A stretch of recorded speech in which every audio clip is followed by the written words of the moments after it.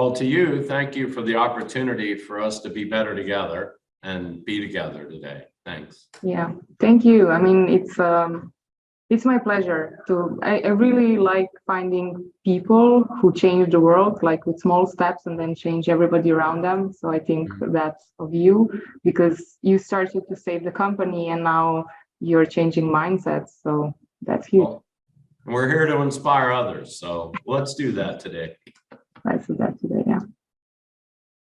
Okay, I think maybe we can just start letting people in, and they're always late, so people will just drop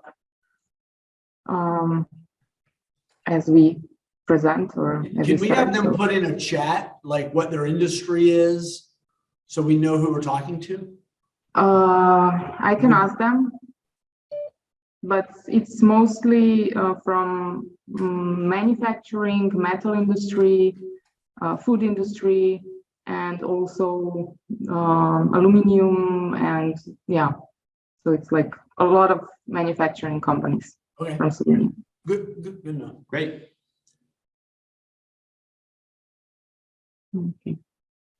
Yeah, I think we should let them in and then just start. That'd be good. Because the number Thank will you. be growing. Yeah. All my devices. Yep, I'm down.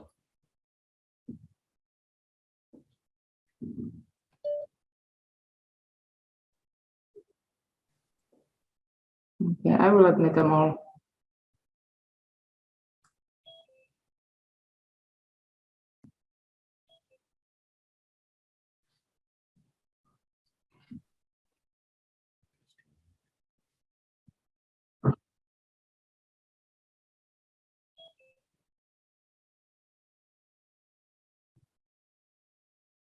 Pozdravljeni. A vas lahko vse prosim, da sam kamerce prižgete?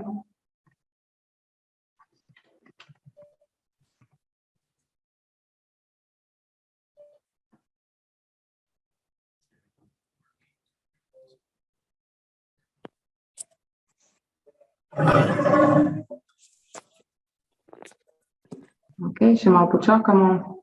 Ines, do you need to, will you be translating for us, or we No, will just... no. It's like I'm just asking people to Okay. open the cameras and Sure. just letting people in. So maybe a minute more or something like that. Hey, there's Peter. I see Peter. Yeah. Hi, team. Hi, Peter. Hey, how is Colombiana? Oh, we're on our third project with our young adults changing Colombiana. They're they are very excited about the fact that we valued their input before they get out of school. So having a lot of fun with them, interacting.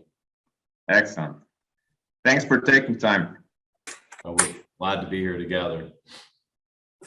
Okay, so I think we can start, and then if anybody joins, we will just let them in. I will take care of that. So to start, I would like to welcome with us today Mark Lamoncha, and he's the president and CEO of Humtown Manufacturing, and also Timothy Figley. He's organizational strategist and consultant.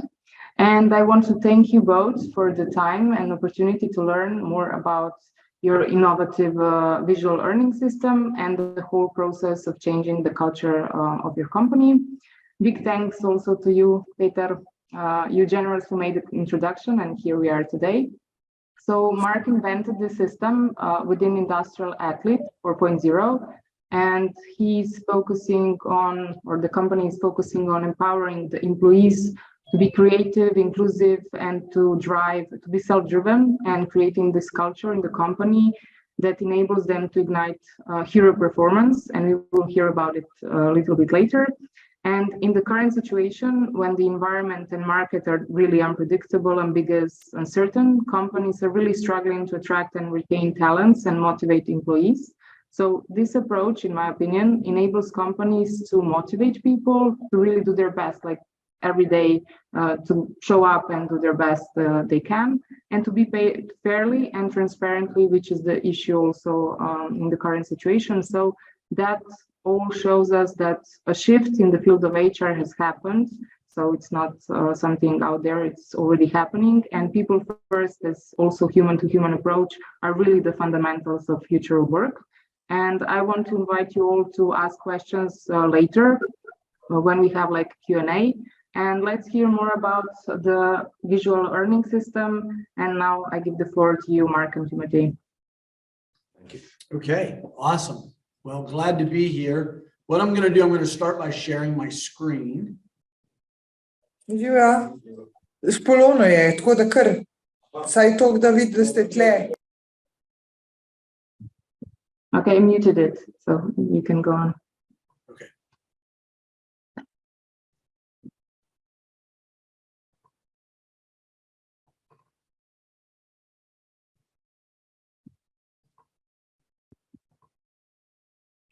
All right, can everybody see my screen? Okay, Yes. good. Well, so I'm Tim Figley, and I want to welcome you to this journey. And I want to thank Peter, who joined us here in Columbiana about somewhere around a year ago or so. And I'm going to introduce Mark here in a moment. Mark is the CEO of Humtown. Just a few things about Mark. So Mark, he's the president, he's the CEO, and he's the head coach of the Humtown team. He's been here for over 4 decades, and he's an inventor with numerous patents, including the one we're going to look at today, which is the visual earning system. He's also the author of a forthcoming book, The Industrial Athlete Operating System 4.0. And that's a book for just an everyday leader that doesn't know anything about the company and doesn't know anything about the visual earnings or anything like that. He's also a community leader that focuses on integrating business and education so that we're building tomorrow's leaders today, both at the state and the local level. So he's making a difference and an impact here. I work as an organizational strategist and consultant. So it's my pleasure to introduce him and Humtown because I've got to work here with him over the course of a few years as an outside consultant, but in over 100 companies that I've worked with, it's been the most innovative and the one that wants to empower people and use the technology to do that more than anything I've seen. So I'm super excited and proud to bring him into the picture today. Very excited to be here together with you today, and looking the power of we and over the power of just me, and telling a story rather than just a presentation. So as I talked to Ines last week, she brought a few things to my attention, and I'm going to use them here today. We're going to start telling you the story of where the company was founded way back in 1959. And then we're going to kind of show you how the visual earnings created a ripple effect where one thing led to another. When Mark started to find a passion for the people that work here, that he calls now industrial athletes, how that passion and that desire to help people turn into a visual earnings that really has revolutionized both the workplace here and the industry. And that rippled out into changing a culture that we're going to look at. And it also rippled into being able to change the community. And so we're going to see how this ripple effect has taken effect over the last really, 70 years that it's been almost. Yes, Tim, thank you. And what I'm going to do, I'm going to show you a little bit because some of you don't know about the company. I'm going to start with a short video that's going to allow you to just get an idea of what Humtown does, so you have a good working background when we start to talk about the other things. So we're going to go into that video now. And I'm going to make sure it's optimized for your abilities to hear, let's see, from our side. So we're going to optimize video clip. And now we're going to go into the video. So here we go.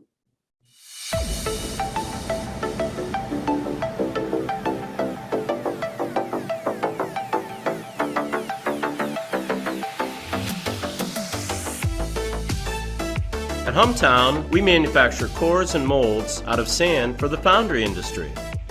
But I'm sure you're wondering, what are sand cores and molds? And what are foundries? Let me explain. It all starts with metal parts. Metal parts are used in just about everything in the world around us. They are used in cars, airplanes, robots, refrigerators, traffic lights, bicycles, and most likely even in the chair that you sit in. To put things in perspective, one car is made up of approximately 30,000 different parts, and most of those are made from metal. In order to make metal parts, workers have to heat up solid metal to such a high temperature that the metal melts and turns into a liquid. The people who work with the liquid metal work in what are called foundries. After the foundries are done pouring the liquid metal into the sand mold, they sit back and they let the liquid cool. As it cools, the metal turns from a liquid back into a solid. They then remove the mold and voila, we have a metal part. At Humtown, we manufacture the molds that foundries pour liquid metal into to make metal parts. And we make those molds out of sand. We use sand because sand has such a high melting point. The melting point of sand is 3,090 degrees Fahrenheit. To put that into perspective, the melting point of chocolate is around 90 degrees Fahrenheit. That's a 3,000 degree difference. Because of sand's high melting point, when we pour that molten liquid metal into the sand molds, the sand won't melt. In addition to molds, Humtown also makes cores. You know, like an apple core. An apple core is what is on the inside of an apple. Likewise, sand cores are what go inside a sand mold, just a little less tasty than an apple core. Okay, now that you know what it is that we manufacture, it's time to show you how we do it. An operator just runs all the machines. We got to, basically they say you just push the buttons and then the part comes out, but there's always issues, there's always some kind of problem you got to fix throughout the day. You got to know the machine inside and out and try to get things going as fast as possible to make more money. We run the core press and we make the parts, make sure the parts are correct, make, there's no imperfections, do the best we can to give a good product to the finisher. The operators are essential because we make the parts. It's up to us to make sure you're getting good parts. Qualities of a good operator is somebody who has an attention to detail. They're really looking at what's inside the box, so they really have to be paying attention to make sure that everything's on there. There's some things that have letters and numbers that need to be in that particular part, so they need to make sure that all of that's there. Having a sense of urgency is a good thing. The way to make money here on either side of that, operating or finishing, is really to be as quick as possible and as efficient as possible while making the best parts possible that you can. A lot of times they have to get in there, they might have to put some silicone on the box or do whatever just to make sure that the part is, like I said, what the box is. It's basically a copy of the box. My favorite part is probably being in control. Someone's not handing me parts, I'm making sure they're right, and it's on me. Being a finisher, I have to file like the parting line and that off to make sure everything's even, fill in any imperfections or file off any imperfections to meet the customer standard. What a finisher does is once the part comes out of the box, a lot of times they're removing parting lines and fixing any minor imperfections. That's the main job of what a finisher does before putting it on a pallet, packaging it out, and either sending it to our dip room to be washed or sending it directly to the customer on pallets.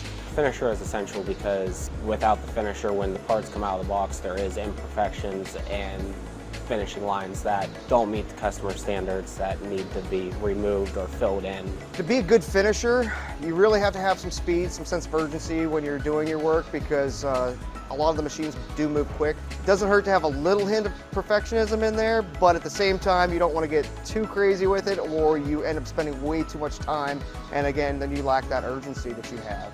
What I like most about being a finisher is as long as I'm able to keep up with the operator and make sure everything's done properly, I can make above what the rate says it is supposed to be. Okay, so that gives you just a little taste for 5 minutes about what we do. And now I'm going to turn to Mark to kind of talk about how the company was founded, how it was started, and we're really going to go back to even that, what we call that motivation 1.0, or that need to survive, and how it was kind of started in survival mode, but how we went to surviving to thriving through the years. The company started in 1959. Foundries are all over the world, and in order to mold the sand, you have to have a pattern shop that works from a drawing to make the mold and the core box to make the shape. So my father and another partner worked at one of the pattern shops in town, and the work culture then was that you were not allowed to talk. The owner would not allow them to talk during the 8-hour period that they were working, even during lunch.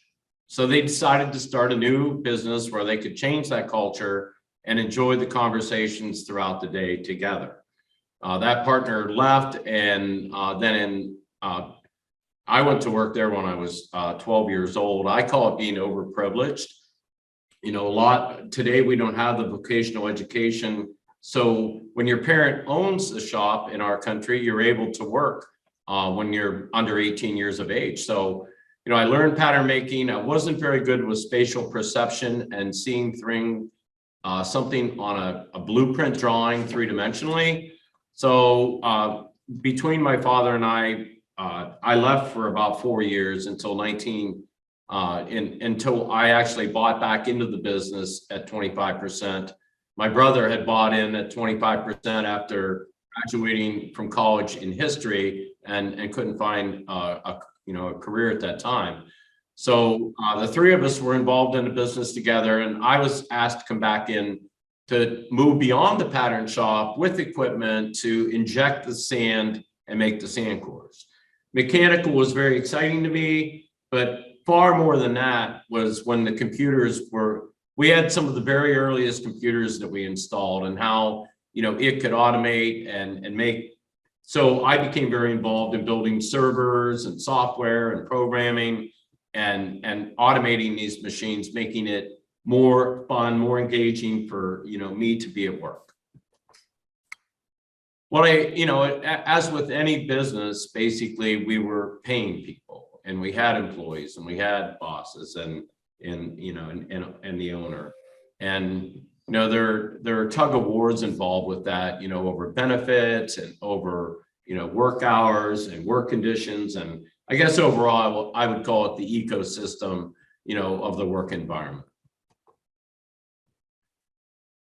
Like many, starting in about 1970s, the cost of hospitalization started to escalate. The overheads, you know, and turnover, becoming more people were changing jobs, and rather than finding a career and staying with it, you know, with the foundries, at least in the United States, the margin is around 3 to 4%. So you know, it's very easy for the skyrocketing cost to overcome that and just make it a commodity type business with very low margins and very little opportunity to help the employees be able to have better benefits. But in 2008, the US Treasury announced that you know, we were going through the Great Recession, where General Motors and Chrysler, you know, many major companies were going bankrupt. And just like we hit a wall, I call it the movie The Perfect Storm. We went from 220 people down to 17 with only, I call it 3 people rowing the boat, 3 people in production, because if we'd gotten rid of any more overhead people, there wouldn't have been anybody left to restart. So we started a process of doing emergency resourcing, where, you know, foundries were shutting down, and we were able to go in and help General Motors and Chrysler and Ford keep from shutting their assembly lines down. Although they were greatly reduced volumes, we were hugely impacted. When you go from 220 to 17, that's a massive reduction, not only in people, but in sales. And the overwhelming cost of the overheads were, to me, just like we were being overtaken by a huge swell in the sea, and that we as a company were going to go out of business. So we started to get connected with in Youngstown, Ohio, with the Small Business Development Center, and say, you know, what can we do to change this? Well, you have to look at where you have to benchmark where you are to see where you're going. And, you know, the years prior on the left side of the chart, you know, were a little more profitable, but leading up to the Great Recession, you can see that we were half of what the industry average was at the 4.25. And then when it all hit, we would have been at a negative 35%, net worth, and we would have been out of business. I also at a certain point here began to really enamored with real-time accounting and activity-based accounting, and did a lot of mentorship with the owner of our outside accounting firm, and starting to realize that, you know, if you want to rebuild your margin, you have to reverse engineer off of that. So that's kind of what this slide was really about.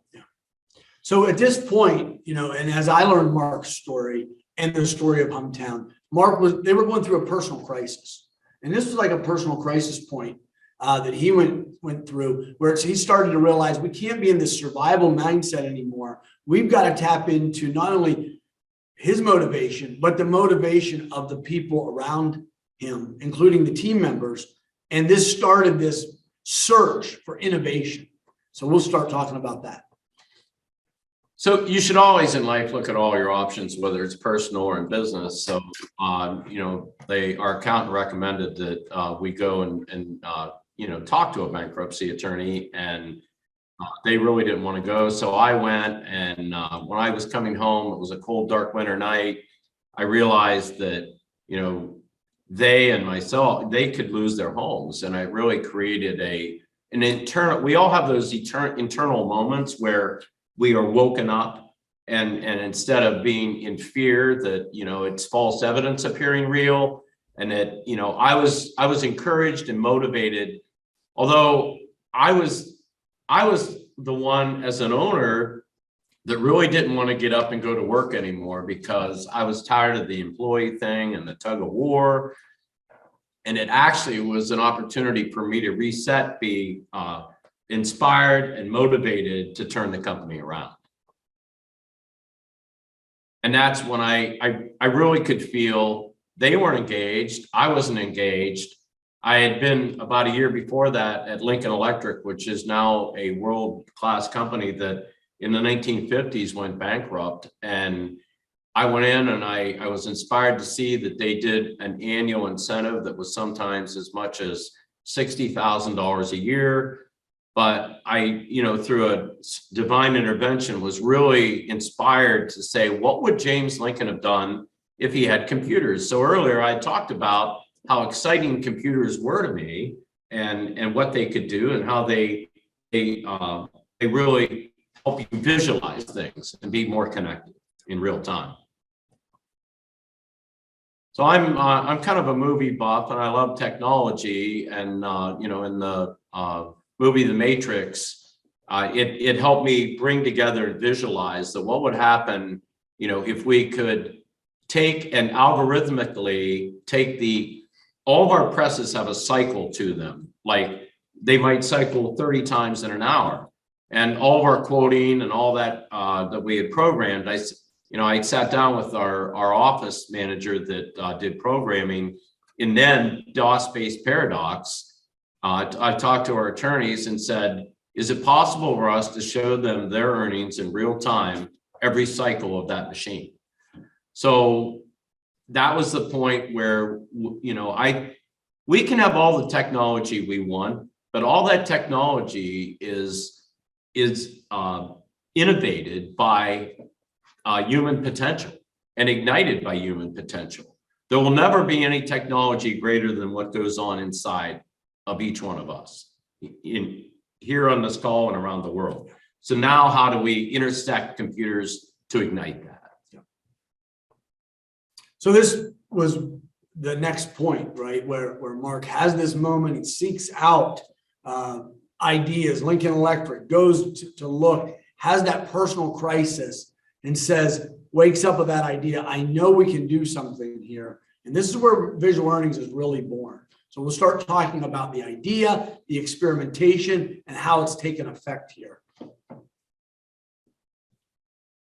I'd studied incentive systems. They've gone on for a very long time because I actually one of my things I'm still very involved with in the quoting is reviewing the quotes. So all of ours are cycle based, and we were paying people. And I said, what I really want to do, to me, it's like when you're paying somebody, it's like more like we call it pay rate jail. Basically, it's they're not going to make more until you decide they're going to make more.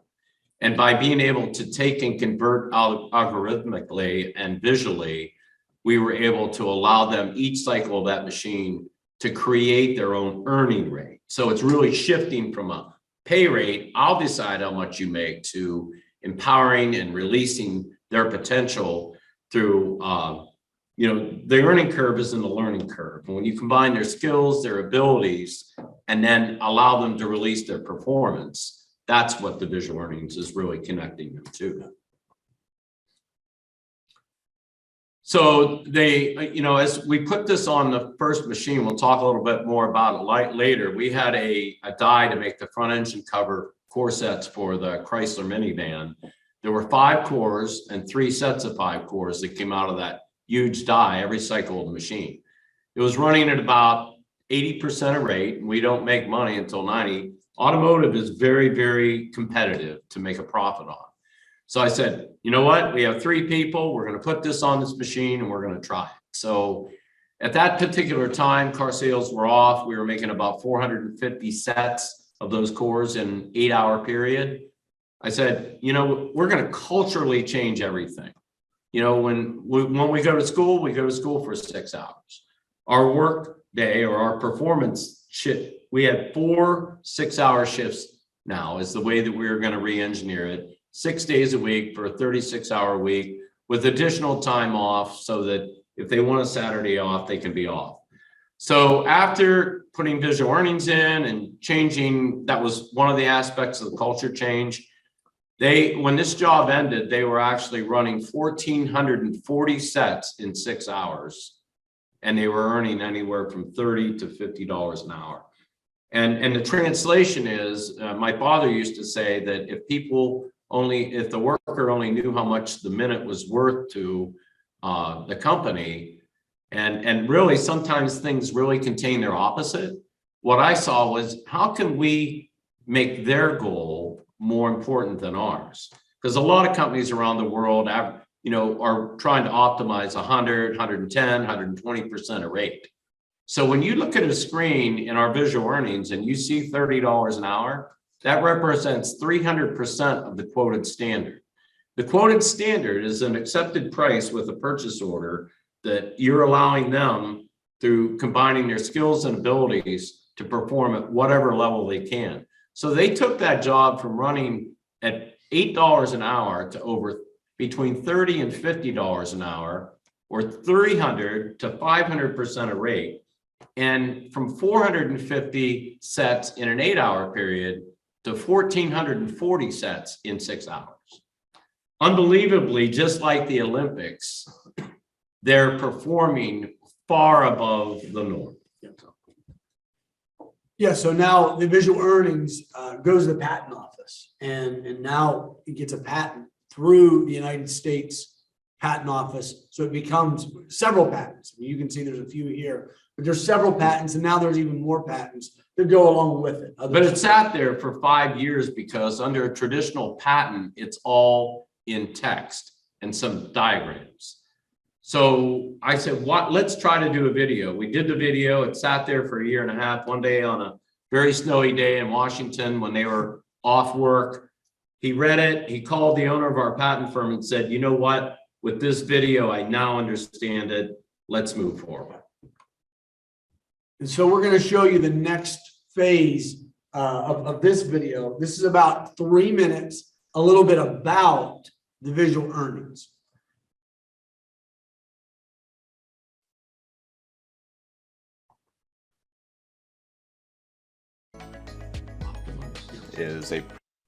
We're optimizing it for the screen.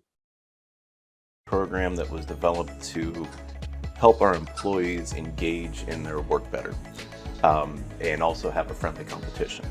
Each job has a rate, and that rate is equated by how many pieces you could make within an hour. If you're logged in for an hour and you meet the rate, then you make that rate. If you take half an hour, you're getting double the rate. But they can also see their pay rate in a real-time system, which incentivizes the whole process of work and makes it more fun.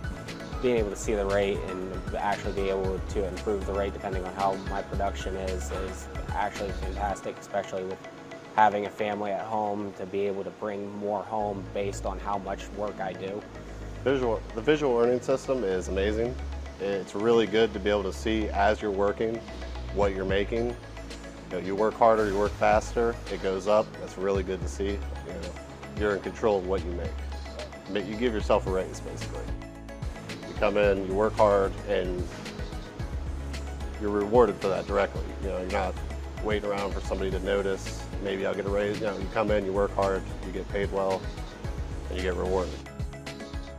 Earning a high rate, there's some boxes that you are working really fast paced and it is a little bit difficult to keep up sometimes, but for the most part it's as long as you know what you're doing. Once you get in that rhythm, it doesn't really slow you down much. No, you don't have to run around like crazy during a high rate, as long as everybody's working together. That's the whole thing. That's why I want to put good parts out, because then the filer can get that done quickly. You know, we're working together, everybody's helping out. It's really nice. It's kind of like that the game you would play at the fair, where you're squirting the squirt gun at the balloon, and the first balloon to pop would win. It's kind of like that. You can kind of see the gauge going on there, and it adds that friendly competition. Every job has a top 10 list, and of course everyone's trying to get the #1 spot. And when you do, you always rub it in the other person's face. But the top 10 system is not only for competition, but if you don't know how well you're doing on that particular job, if it's your first time running it, you can look at that and you can see where how high other people have gotten. So you know that you need to, make some changes in the way you're running things. The highest rates we've seen, I've seen it well over $100. But that doesn't happen all the time. I mean, on average, I'd say we're probably between $17 to $30 an hour. Most of the ones that stick around here and that we not just that we keep, but that want to be here, are the ones that really want to make sure that they can make the most money possible. I mean, you can go anywhere anymore and make $10 to $15, but if you want to make more than that, that's really on you. So if you're not motivated enough to really move it and move the needle, you're not going to be making as much money as you could, and you're almost better off working somewhere else. How much money do you want to make? If you want to make money, you can make good money here. And there's some that make really great money because they just keep moving it and keep making sure that they're putting out the best parts and doing as much as possible in a day. All right, so that's a little bit about visual earnings. Now, you saw how they were making money. This is an example of a job here. This is the screen that they see, and basically the person that is running the machine, well, in this case, over $100 an hour is 1,000% a rate. $50 an hour is 500% a rate, and $18 is 180% of the quoted standard. So we've just recently achieved the patent of combining visual earnings and gamification together, because my dream is to create a full 6-hour video game experience. And we talk about Disney, we have 2 of those in the United States, some around the world. I want to bring Disney into the workplace. A lot of people escape the reality of the word work, which I don't really like. I like performance. I mean, we all have our sports that are favorites around the world. In the United States, it'll be the Super Bowl. And when you watch that, whatever that is, whatever country that's in, that's a playoff, and you see all the excitement of the fans, I've always wondered, would that same interest, passion, and engagement be there when they go back? Are they going back to a job or a career? Where they're that on fire, with what they absolutely love to do. And that's when we were going through the worst of our recession. My young sons were learning to play ice hockey, and that's what started to get me to see that they're performing. And when they cross over the wall, they're communicating information in real time, and they're really excited and they're engaged. So that's what started to get me to see that I don't want managers or bosses or supervisors. I don't want a coach that coaches to win. I want to coach the winner inside of that person. I want them to be their own hero, their own superstar, their own Olympic industrial athlete. And this is the screen that they compete on.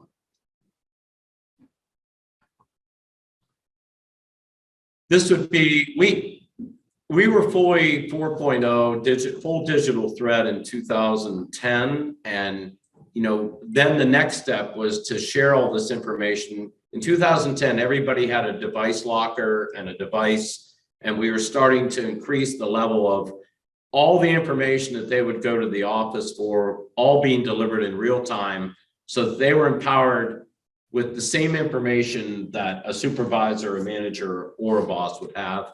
And these are showing, some of the, like the top 10 that he was talking about earlier, that they have fun competing on, so that they can see this information and combine skills, abilities, improvements, and process sheets that we deliver in real time and updates to those process sheets to be able to recreate a winning game each time they log into one of our presses.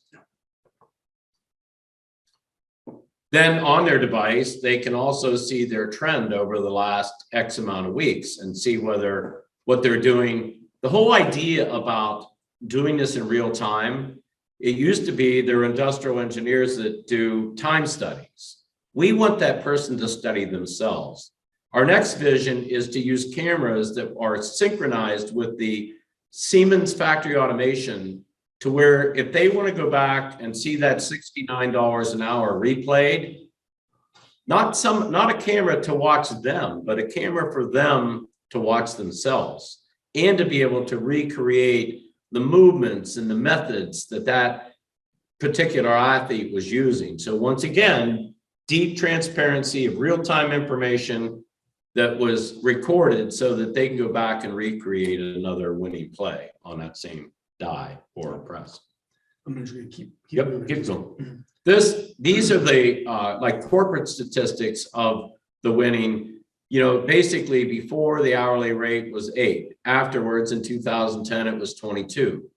Monthly production sales per person before and after. Direct labor costs down. Healthcare costs way down. So then in over here, there's a pretty good contribution from the employee. Our healthcare cost is basically zero. We provide that for our performance family at no charge now because of the reduction in costs. And then that profitability improvement. So we're actually in our industry at around 4%, and we're at 14% because of the cost reductions. I'm going to skip a couple just to stay on task here.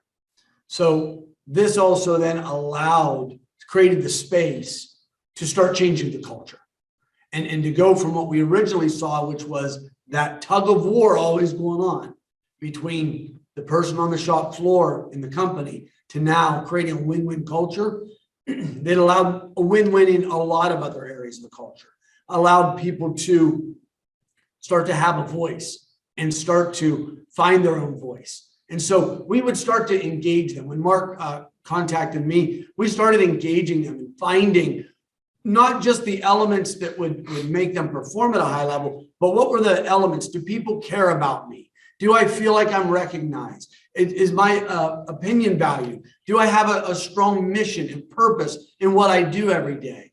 That sort of thing. And so we started measuring their engagement rate and then asking additional follow-up questions. So we would follow up with them. We would integrate the different views that they had about situations and try to learn from that, and then set an action plan to move ahead. So we're going to show you this video real quick. It's about 2 minutes on the culture. What's the culture like here when we have all these other things going on?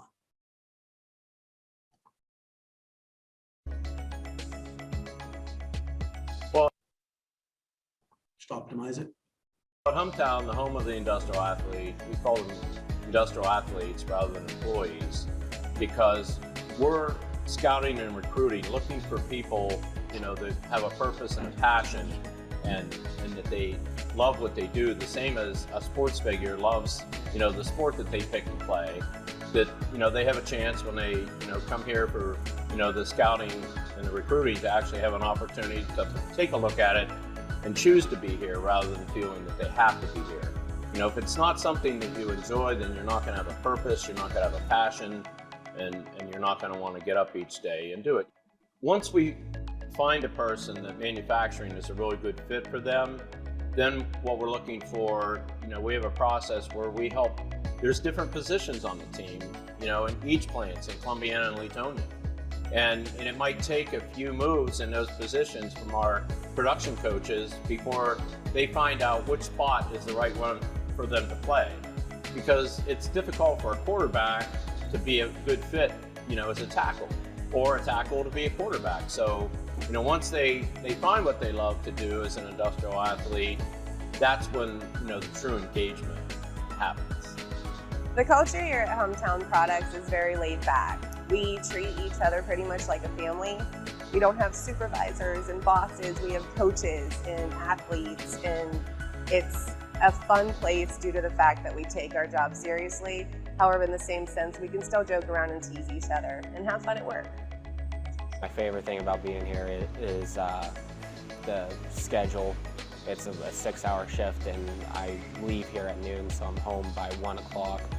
I have a family at home, so it's just nice being able to be home early to where I can actually do stuff.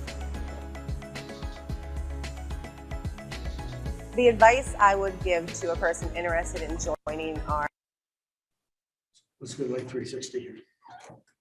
So when I started to see, you know, that our team members, you know, were not employees or workers, and through my son's experience with hockey, was that how can we apply behavioral and, human resource engineering around behavioral science, around releasing that potential. And, you know, we just continue, we're integrated with Youngstown State University, and, you know, even in forums like this, when Peter is here, is to learn, you know, how we can, you know, everybody is brilliant and everybody can be, highly successful in what they do if they love what they do. So at that point, we, you know, now we, at both plants, we provide all the food and refreshments at free. You know, one time we were doing a fire extinguisher training because, so that they could basically learn how to put a fire in my plant. And the night before, I thought, why wouldn't we buy them all fire extinguishers and teach them how to put out fire at home and protect their loved ones, which I call Life 360. And then we offered first aid training and bought them a really nice, you know, first aid kit so they could learn, and all of them can take the full flat out, training to be a certified first aid so that they can help their family at home. It became more than just about that little slice of pie of the person at work. It's the whole person. And so this allowed for a lot of growth in Right. the company, and new factories and new places and plants and other things here. Right. Yep. Okay. We actually, that's where we got into the additive manufacturing and grew it to, in 2020, being the largest 3D sand printing plant in the world at that particular time, and giving them new opportunities to grow. Yeah. And so this caught really a lot of attention, Right. including from the National Manufacturer Association of Manufacturers. And by releasing that potential, although we had to be shown as the owners, you know, all the flags on the top of the mountain were all of the ecosystem of all these entities that helped us win, you know, and that goes back to the earlier statement about we and not me, you know, is we know that how we got there because of each one of the team members, and it was their success. It was our win. And not only that, but other institutions and companies and media outlets started taking notice of what's going on here. Well, and the X1 3D sand printing is over, the main build facility is in Germany. And that was MIT technology that was purchased and now is all around the world. And these opportunities to get to interact and be part of the global family and not just the United States have been such such a positive experiential opportunity for me, you know, to have that worldwide global inclusiveness. Which then takes us to our last one, and that is once the culture was really shaped well and there was a lot of trust, Mark was able to then have the time to move into the community and to let this impact the things that they were doing with Industry 4.0 inside move to the outside and start making a difference in the community, especially with education. Well, and these machines are $1.7 million compared to a core machine being around $200,000.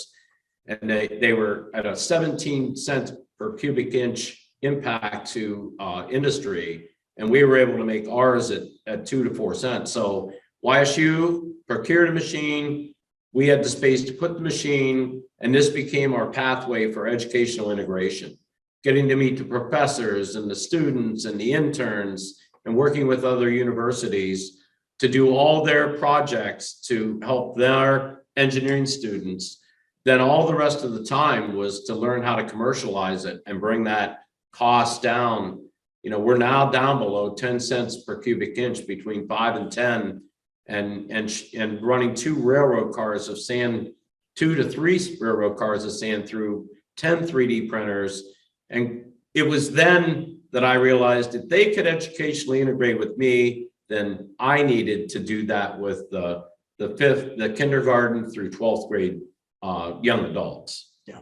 So the last little thing we're going to show you before we go to Q&A and get your questions is something that has to do with, it's a video here. I'm going to show you this video. It's a short video on how the students come and learn here at Humtown, but how the students actually then share with others and teach their friends. This video you're going to see, and we'll only show the first couple minutes of it, but it's called Through the Lens of My Friends, because you will see how the students are teaching each other. And running our factory.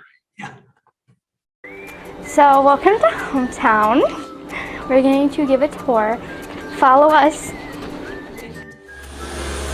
So we're heading over to the computer where Michaela's going to put on the parts that she wants to print. So these are where you can add your parts into the machine box. This is a lot like Tinkercad. How do they get that to go into the machine? How do they? There's a little flash drive right here that they'll put in the machines, and then they'll program it to go in the sand. So we're going to machine 5. So whenever we bring over the hard drive, putting this into the machine so we can start making the part on here. So it's mixing right now and filling sand bead. So once this is done, it'll just keep putting down little layers over top of it. And then once that one is done, it'll roll out that way, clean it, and then that one will go in this way. How much sand is used to fill the pieces? Like, I think they said like a train cart a week is used in all the machines. That's a lot of sand. Do you know how many grains of sand it is? No. That's a lot. like a lot. A lot. They use the sand out of the machine with the... They use a vacuum, and there's certain different tips so they don't ruin the parts. This is what we use to suck out all the sand out of the box. Once you wipe off as much sand as you can, we're gonna take these and go over to the air, to the where we use the air to clean off the rest of the sand. So we're going over to, we'll go over to this one right here. They are wiping all the sand, the excess sand off on the different parts, and they're using the air pressure and some brushes to get the crevices and the main parts. And then as you can see, after it is clean, they're put on these pallets. So these, you can see they can get more on there, but sometimes they have to add extra foam depending on how fragile the part is. So they have the bottom base, then they put some wood and foam, and then they put the bricks on before they put the parts so they can keep stacking it up. They figured out that this is the safest way to do it in that the least amount of parts get broken during shipping with this technique. Any questions? On average, how many pieces break during the shipment? Depends on the ride, I would say. Yeah, hopefully none, but sometimes there is some pieces that break during it. As you can see, they have a lot of wood and foam and pallets ready to do this because of how many pieces they have shipping out every day. This is like how tall they can get stacked. They put it so it doesn't have any pressure on it, but it is still like in there and can't move around. If you look through it, you could see how it's not touching. Any questions about how they ship it? Have they ever had like one stacked and then like the wood broke? Not that I know I don't think so. Hopefully not. My favorite part of giving the tour was giving them the chance to learn it from a kid's perspective and not an adult's perspective. My favorite part of the tour today was cleaning off the sand of the molds. I thought that was really neat because they're really fragile and it takes a soft touch to not break them. I just thought it was fun because it was cool to look at it and then like see before it was all sandy, then after it was nice and clean. Something that we've been learning in school right now is we're doing Tinkercad and making 3D prints. And so I think that kind of contrasts with here too because you're doing 3D prints to make models of them. Well, in the manufacturing career, I wasn't really interested, but now that you show us more things about it, it has grown on me more. So I think it might change my idea on what I want to do when I grow up. I might want to go into a different job now since I've learned a lot more stuff about this. I'd say it has changed my perspective because like I had no idea it would be like this. It's completely different and it seems pretty cool. Did you have a good time? Great, I'm glad you're here. So this sparked Mark to be on the state school board, which for the state of Ohio, which is where we live, the state we live in, and to help develop the whole child strategy, which deals with the social emotional learning, the physical environment, safety, health, behavior science, everything that a child will be involved in so that they have a hopeful future. And he's coming in there from the business perspective with the school board. Right, and going into the second 4 years for Governor Mike DeWine now, it's we're heading up a committee on workforce and career development. So it's going to be very exciting, especially with engaging the young adults. So this kind of takes us through those various stages. So you can see how it rippled out and how it impacted the culture and then into the community. And so I'm going to share with you some areas where you can connect with us. So if you connect, you can see more videos on our YouTube channel. You can email, you can get onto our LinkedIn, connect with us. And then we'll invite you to turn on your cameras, share who you are and what questions you have for us.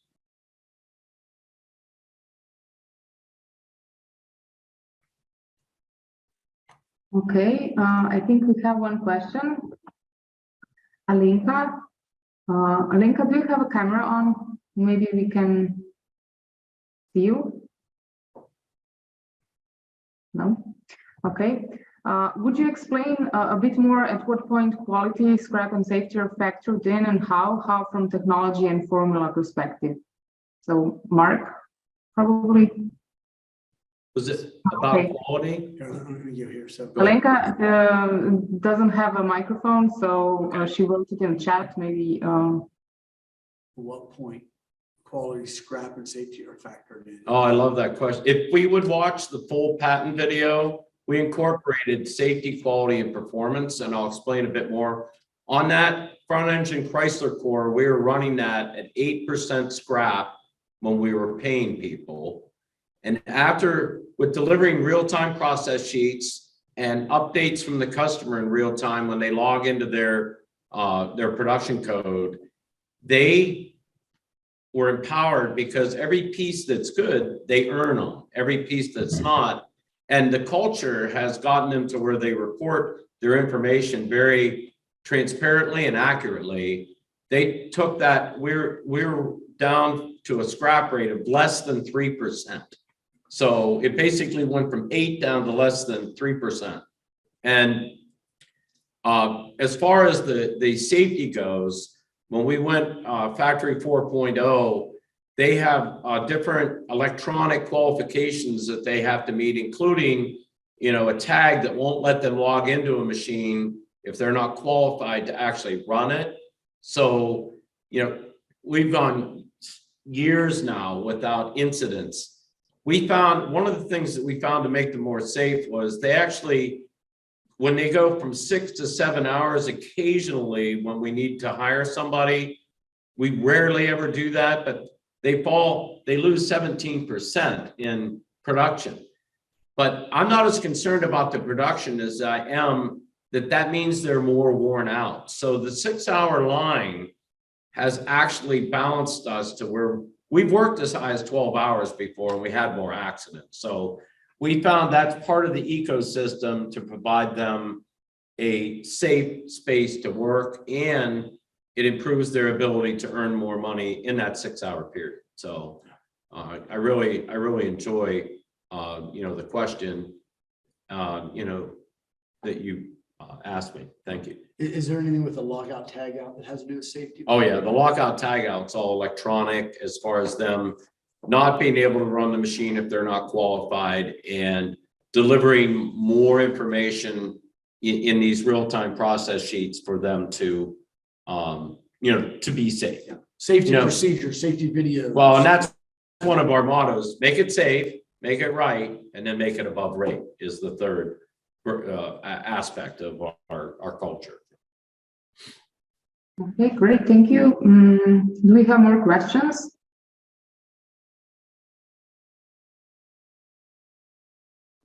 I would think at least Peter would have a question. Where's Peter at? Yeah, well, if no one else goes, just for the rest, I mean, just the context of this firm. Columbiana it's like a municipality. They have like 6,000-7,000 people.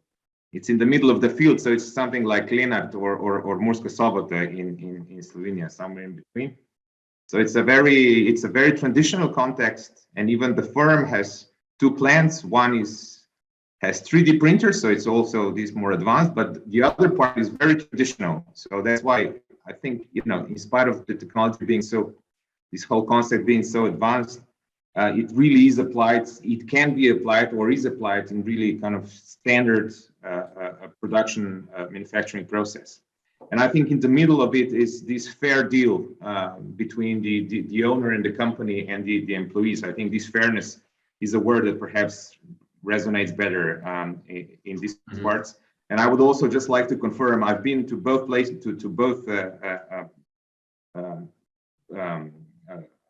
plants, and I can just confirm the good relationships and this something just that, you know, it's not just the propaganda, if you want, from Tim and Mark. It's really, that's really the impression that one gets. My question, though, Mark, Tim, would go to the first moment, to the time when you first tested, pivoted on the, you mentioned on the machine, the first time you tried it out. How did you communicate that with the employees, and how this because once the system is running, once you have the culture, then of course it's, you know, it's a virtuous cycle, I would imagine. But in order to get there, this communication with the employees is probably really delicate and needs to be done in the right way. So just wonder how that worked. How did you do it, and what the reaction was? Thanks. Thank you. Well, initially there was a company that made a uptimer, which went on there and showed percent of rate. And when that went on there, it really didn't work well. I had a gift card, and I said, hey, well, if you hit 200%, you know, I'll give you this $50 gift card. that was when I knew we had to have our own programmer and make our own system and make it so that, you know, it was displaying not 120 or 50% of rate, it was actually displaying their pay rate. And that's the saying that Zig Ziglar uses, you get more out of life by helping other people get what they want out of life. It really was easy to translate the goal from, and it's a very simple formula to say that if you make 10 parts an hour at $1 a piece, it's $10 an hour. And then I said, if you can get 30, you're going to see on the screen that immediately you're going to have feedback from your methods of manufacturing. It's going to show you whether you made less or you made more. And once they saw that, and then they got their first check, and then the most important difference between incentive, normally, and they call it traditionally, they call it the carrot and the stick. In many incentive systems, and why they failed is you have a strike price, you quote it, you get a purchase order, and I never change the rate. What happens in incentives, typically if somebody can get 20, first you tell them 10, then you tell them, well, if you get 20, then you raise the standard to 20. Unless the customer changes the price, there is no reason to ever change that standard. So that's why Visual Earnings is successful. Here's one of all relationships, personal or business, grow at the speed of trust. But business grows at the speed of trusted relationships. So as the trust bridge grew and was durable and strong, and then when they earned over $100 an hour on a job and they electronically got paid that trust level went up. And that's why although I don't quote the jobs, I monitor all the quotes, and I will not let the rates be changed, because we're not trying to do the carrot and stick and lead people on that, because what happens then is the company is trying to keep all the profits and you're not really reaching their potential. When you put trust in, when you put the bridge of trust in there, and they see that no matter what they earn per hour, they receive in their paycheck, that was when we transferred from that first moment to the permanent moment of earnings. Yeah. Can I just a follow-up question on you mentioned this quoting process, because that's probably, you know, it might sound technical, but it's probably at the core. In order to, if you don't do the quoting right, then the system doesn't function. Can you explain that a bit more? Well, and because I had a business startup experience, a quote is something between taking the engineering standards, and it's somewhere between an estimate and a guesstimate. And occasionally, if they don't make the rate, then I have to go back to the customer and re-quote it. But on the other hand, they are so good at performance improvements that if I have a quote that's off, because of the trust we've built, they will try to make it up. And then I encourage each one of the industrial athletes to email me personally if they feel that there's a job that won't make rate or make a livable, a more than livable wage rate. And then I'll go out on the floor and I'll work with them personally. So every manufactured product has a standard. I guess that might be the better word. And once you set that standard and the customer buys the part, you never change that standard based on industrial engineering time studies. Let the person study themselves. Let empowerment to self-management be our future, you know, and allow trust to be the bridge that takes us from, you know, pain and demanding and controlling people to releasing that potential, the massive reductions in costs, and then returning that in employee benefits. I mean, until COVID, we'd have a locker room meeting every week. We'd have one of the amazing restaurants in the area cater food in. You know, I'd have a TED talk, or I would have, you know, like Tim come in. We do something that would increase their life 360, not just at work. You know, we're a performance family. We're not a work family. and we need to enjoy benefits together. When we first did this, we actually rented I never liked it that the owners always got to go to the private loges. So we rented the largest loge and took all of our team members, to which normally corporate executives go to, and went to football, baseball, hockey, and then we rented out a racetrack and went. And the idea of it is that, you know, it isn't about a corporate ladder. It's about and Tim is currently working on this. If you've ever seen a skeleton watch where all the gears are moving, you know, we're a company, we work in real time. Every one of us is the gear. Which one is the most important gear? It's not me. It's the one that's missing, or it's the one that isn't smoothly working together. So that's one of our projects that we're currently working on, is tearing down the corporate ladder to be more like a finely made Swiss watch, where every gear, yeah, I might have more teeth on my gear, I might have more responsibilities, but we're delivering time with the hands, we're delivering a product. And every one of those gears, even if, you know, represents some moving part of our company and our culture that delivers a product, so that it's not about what or how we make it, it's about the why inside of that person that's on that team, and how we can release their unbelievable, unimaginable potential by first them loving themselves, and then us loving them from the inside out and making the dream work. Just a final question on my part. When I was there in April last year, you said that you still are having some difficulties in introducing the concept to the other plant that uses 3D printers, because it was harder to estimate, to set the standard. Have you managed? I mean, how is it with these more advanced machines, the less standardized processes? Yeah, this machine cycles every 18 hours. Currently, since you've left, we're working with the glasses that you wear. We're working with the university. So the STL files that come in from all over the world, when they wear this headset, it's not virtual. It's I'm trying to think of the name of it. It's where HoloLens, where you actually see the reality and it superimposes. We're working with technology that will, when they take that out of the 3D printer, it will compare it to the file that was printed and automatically log that in. So we're making progress. We feel that before I'm hoping in the third quarter, around September, that we're able to have that working here.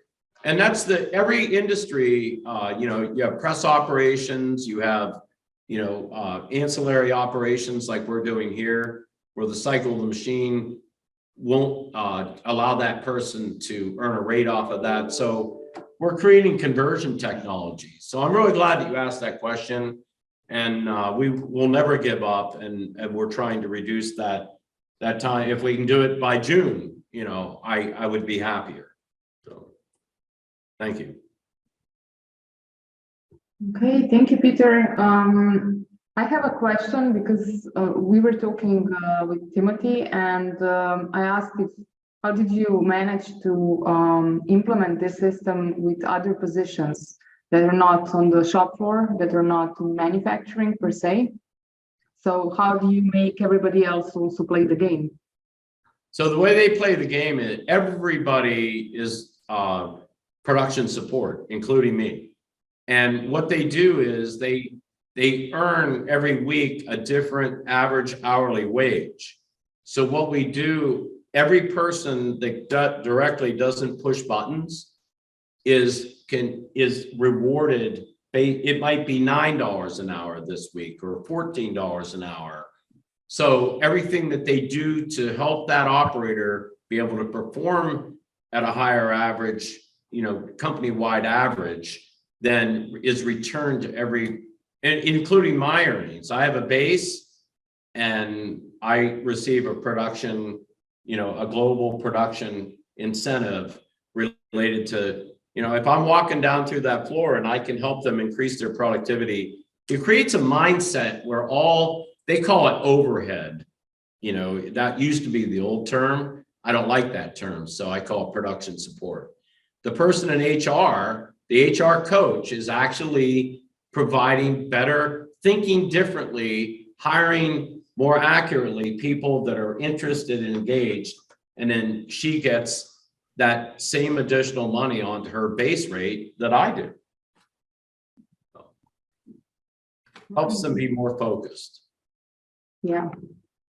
Okay, so do we have any other question? I mean, I don't see anyone, so maybe turn on your videos or cameras.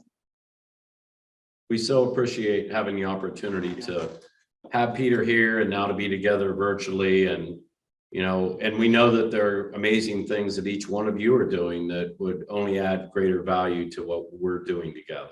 Thank you.